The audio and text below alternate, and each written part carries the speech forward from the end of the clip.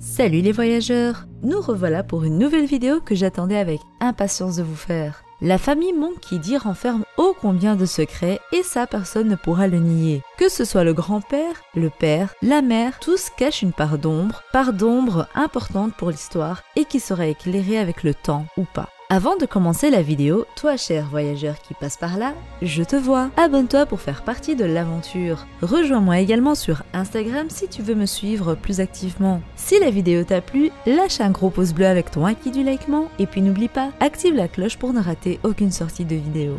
Monkey D. Garp, grand-père paternel de Luffy, renferme de nombreux secrets et a une place assez importante selon moi dans l'histoire, que ce soit par le passé ou dans le présent. Sa place au sein du manga est toujours importante et j'ai la certitude qu'on en apprendra beaucoup grâce à lui. Un homme, un vrai, considéré comme le héros de la marine.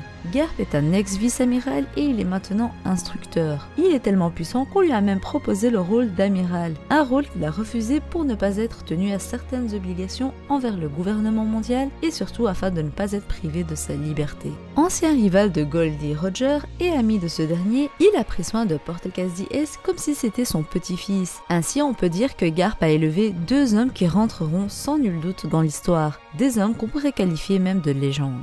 Comment en est-il arrivé là? Et quelles seront ses futures actions au sein de l'œuvre? Des questions auxquelles on va essayer de répondre dans cette vidéo. Garp a toujours été un grand-père affectueux, quoi qu'on en pense. Son amour était montré par ses points, mais son attachement pour ses petits-fils était bien présent et il tenait vraiment à cœur à ce que ces derniers deviennent des soldats de la marine, étant donné qu'il voue une haine particulière envers les pirates. C'est d'ailleurs pour ça qu'il n'aime pas Shanks, qui a été l'exemple et le modèle de Luffy. Pour autant, son sens de la justice est bien présent et il a sa propre notion de la justice comme la plupart des soldats de la marine. Il a par exemple refusé de livrer Portecas D Rouge au gouvernement mondial et a pris soin de Ace suite à la demande de son vieil ennemi-ami Roger. Bien que Rouge était considéré comme une criminelle, Garp ne le voyait pas comme ça, encore plus pour le nouveau-né qui n'avait rien fait comme Roger lui l'avait dit.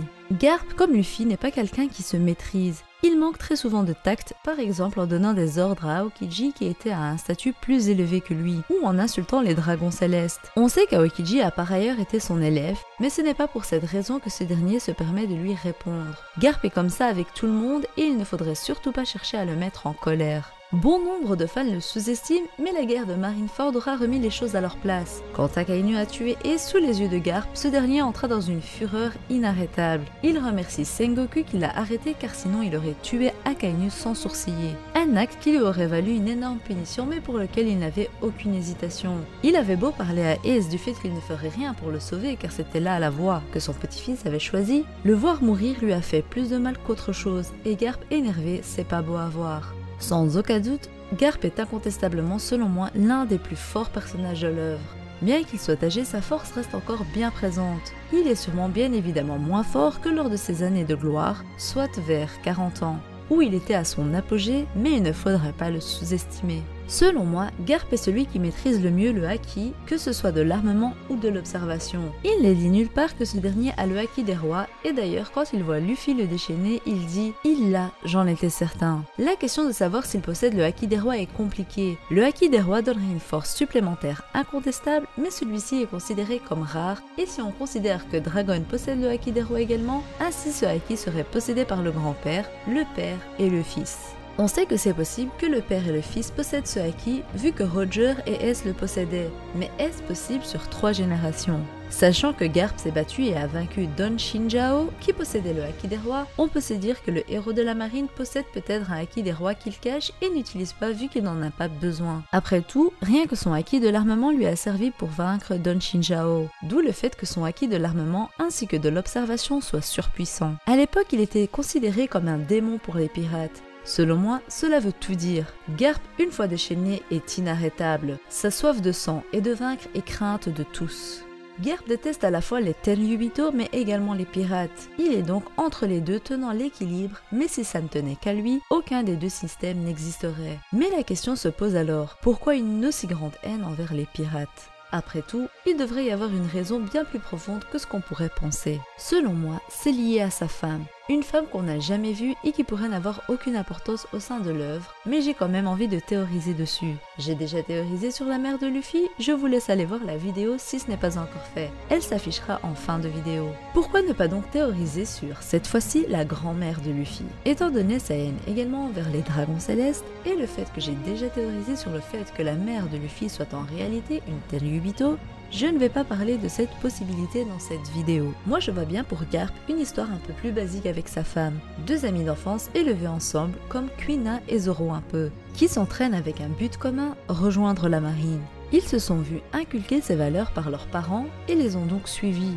Cependant, alors qu'ils n'étaient que des rookies, son ami d'enfance qui entre-temps était devenue sa femme et la mère de son fils périra sous ses yeux des mains d'un pirate. Garp furieux se déchaînera tel un démon pour venger sa femme et de là naîtra sa haine envers les pirates. Il ne voudra donc pas que son fils et ses petits-fils empruntent cette voie qu'il considère comme mauvaise, mais n'y arrivera pas. D'où son implication également avec ses élèves qu'il aime tout particulièrement comme Koby et Helmeppo par exemple. Pour autant, bien qu'il soit contre la piraterie, quand il apprend les actions de Luffy face au gouvernement mondial par Sengoku, il en rit et dit clairement qu'il est fier de son petit-fils. Après tout, même s'il utilise des chemins différents, à savoir la piraterie pour Luffy et la marine pour Garp, leur notion de la justice est la même au bout du chemin. Ainsi, même si c'est décevant pour Garp que son petit-fils soit un pirate, car il aurait fait un bon marine, il reste fier de ce petit-fils à qui il a inculqué ses valeurs, des valeurs qu'il retrouve. Ainsi, on pourrait se dire que le schéma qui nous est présenté avec Luffy est le même qu'avec son fils, Monkey D. Dragon. Alors que ce dernier est un révolutionnaire et qu'il est l'un des plus grands criminels du monde, on sait que Garp garde quand même contact avec ce dernier quand il annonce sans sourciller l'identité de son père à Luffy, et ce devant tout le monde. Une information des plus confidentielles qu'il a lâchée dans le plus grand des calmes, prouvant que la relation entre lui et son fils est bien présente et je dirais même est solide. Après tout, si Dragon n'est plus un soldat de la marine comme Garp le souhaite, au final il est un révolutionnaire et va donc à l'encontre du gouvernement mondial et des Tenryubito. Ainsi Dragon, comme Luffy, a également gardé les valeurs que son père lui a enseignées. Et j'irai même plus loin en vous proposant une théorie assez intéressante, à savoir celle reliant Garp à l'armée révolutionnaire. On sait que Sabo est le second de l'armée révolutionnaire, faisant de Dragon le numéro 1 de celle-ci. Mais je me demande alors qui se cache derrière le chiffre 0. Qui est réellement à la base de cette armée révolutionnaire?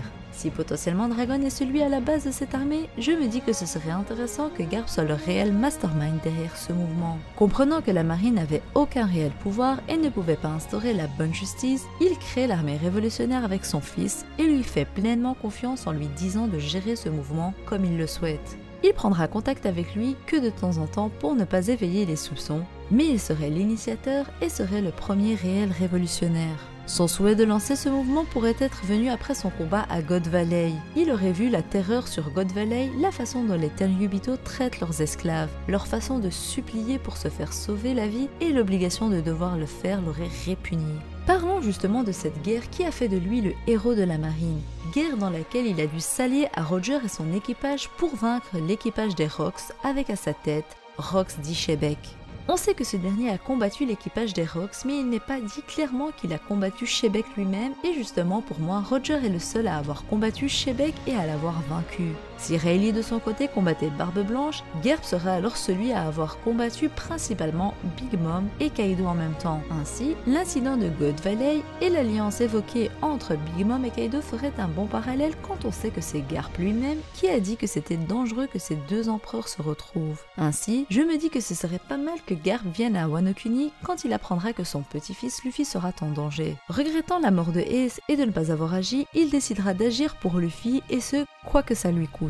En tant qu'instructeur, il est sûrement l'un des seuls à ne pas être parti à la chasse au Shichibukai. Une fois Shirahoshi et Neptune escortés au royaume des hommes poissons, il prendra la route vers Wano Kuni, encore plus en apprenant de la part de Koby l'alliance Big Mom et Kaido. Selon moi, il est incontestable qu'il soit, au même titre que Rayleigh et Shanks, un très bon nageur.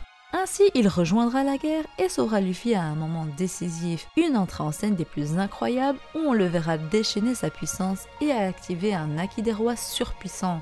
Oui, je sais, je rêve un peu beaucoup, mais Garp est l'un de mes personnages préférés et le voir à l'œuvre me manque beaucoup et je suis certaine qu'il aura un rôle à jouer, quel qu'il soit. Bien évidemment, s'il ne vient pas à cette grande guerre, il sauvera Luffy dans une guerre où marine, pirates et gouvernement mondial combattront, mais j'en parlerai dans une nouvelle vidéo, donc n'oublie pas d'activer la cloche. En tout cas, voir Garp se déchaîner et réellement combattre, c'est vraiment l'une des choses que j'attends le plus. Il est difficile de faire un classement de puissance, mais si ça ne tenait qu'à moi, sans tenir compte de son âge, il serait premier, dépassant même Sakazuki. Barbe Blanche a pu blesser Akainu alors qu'il était mourant. Pour moi, Garp, qui selon moi était au niveau de Roger, devrait pouvoir vaincre étant donné qu'il est en pleine forme.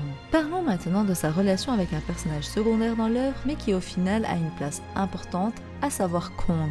Kong, qui, à l'époque de Roger était l'amiral en chef, a une relation particulière avec Garp. Qui est-il? Sont-ils de simples amis? Kong est le supérieur hiérarchique de Garp. De ce fait, une relation amicale dans ce cas est difficilement possible. On peut se dire que c'est le caractère et la personnalité de Garp qui a plu à Kong, ainsi ce dernier a pris Garp sous son aile et une relation particulière est née entre eux. Pour autant, je ne pense pas que ce soit là la seule raison. J'évoquerai plutôt un lien familial pour ma part. Pourquoi pas son grand frère, ou plus probable, son oncle. Cela expliquerait d'une façon plus concrète la relation entre Kong et Garp. D'ailleurs, on pourrait se dire que son nom Kong, qui vient de King Kong, fait référence au gorille, comme son apparence d'ailleurs, et donc par la même occasion fait référence à son nom de famille Monkey D. Monkey D. Kong, ça sonne plutôt bien, non? Il aurait été l'un des hommes les plus forts du monde, mais se serait fait surpasser par Garp. Il lui propose donc de devenir amiral, mais ce dernier ne cesse de refuser ses propositions, ce qui le mettra en colère, mais rien n'y fait, l'amour de la famille fait que Kong acceptera les décisions de son neveu.